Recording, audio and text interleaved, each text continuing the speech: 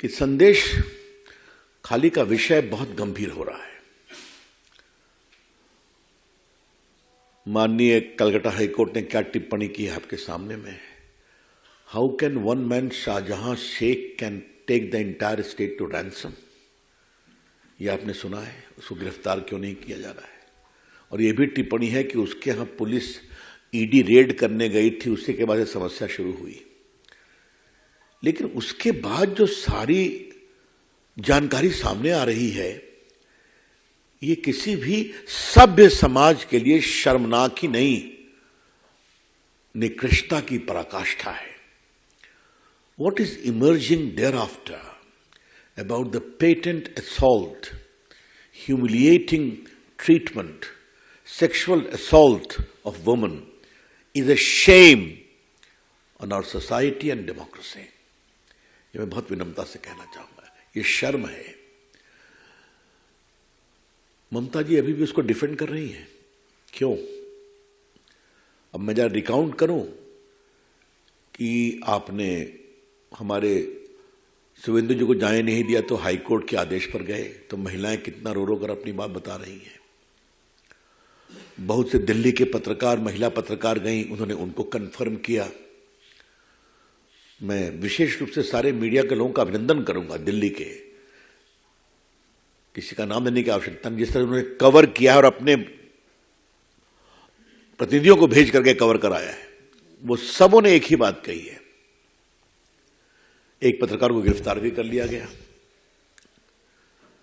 ये क्यों है? क्या छुपाना चाहती है ममता जी, और क्यों छुपाना चाहती है ममता जी? एक महिला मुख्यमंत्री अपनी साख, पॉलिटिकल साख बचाने के लिए महिलाओं की इज्जत को दांव पर लगा रही है। क्यों? उनका जमीर कहां मर गया है? और आपको याद होगा कि ममता जी ने जब सीपीएम के अत्याचार के खिलाफ संघर्ष किया था, वो बहुत अनिश्चित काल तक अनशन में बैठी थी, तो हम सभी उनके मुरीद बने, उनकी बहुत तारीफ किया। जो संघर्ष किया वो उस संघर्ष से आगे निकली है। और क्या हो गया है कि आज उनका अत्याचार, पुलिस का दमन सीपीएम के दमन से भी आगे निकल गया है। कभी ममता जी अपने अंतर विवेक पर कुछ सोचती हैं क्या? यह हम जरूर कहना चाहेंगे। हम वहां की नारियों का बहुत अभिनंदन करेंगे, उनके साहस का।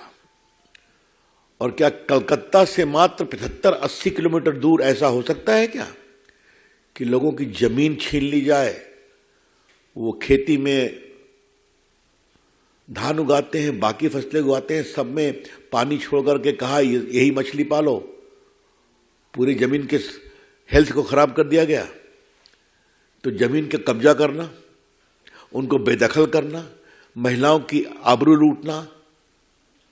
और मुझे सबसे तो तारीफ ने आश्चर्य हुआ है कि जो एसआईटी जा रही है, ममता जी ने बनाया, वो क्या सवाल पूछ रही है। आज कई अखबारों ने लिखा है उस पर। मतलब सुप्रीम कोर्ट के गाइडलाइन बहुत सख्त हैं।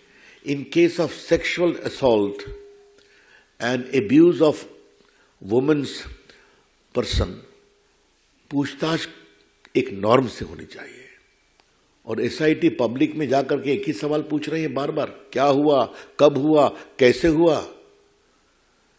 मतलब वो सवाल कर रही हैं कि उनको और बेइज्जत कर रही हैं ताकि उनका मनोबल टूटे। तो भारतीय जनता पार्टी अपने राष्ट्रीय मंच से इसकी बहुत भर्त्सना करती है। और ममता जी, आपको इसका जवाब देना पड़ेगा।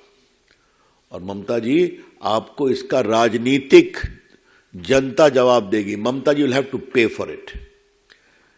और हम अपने बीजेपी के कार्यकर्ताओं का बहुत सम्मान करते हैं, जैसे वो संघर्ष कर रहे हैं वहां जाकर के। पूरी पार्टी पूरी मजबूती के साथ खड़ी है। इसी संबंध में हमको एक बात और कहनी है, बाकी पार्टियां खामोश क्यों हैं? कल मैंने सुना है कि सीपीएम की एक नेत्री घूमने गई है, लेकिन सीपीएम ने अभी तक औपचारिक विरोध नहीं किया है, पब्लिक कमेंट नहीं किया है। राहुल गांधी जो हर विषय पर बोलते हैं खामोश हैं। चंडीगढ़ की घटना हुई, हम सुप्रीम कोर्ट निर्णय का सम्मान करते हैं, दैट इज क्लोज चैप्टर, लेकिन उस पर सब कोरस में भाषण दे रहे हैं। आप देख लीजिए आज अखबारों में चंडीगढ़ के डेवलपमेंट पर सबों की टिप्पणी है, लेकिन सैकड़ों की संख्या में सोनाखाली में माताएं, बेटियां, बहनें उनकी आबरू लूट रही, इस पर सभी खामोश हैं। तो ये क्या मतलब है इसका?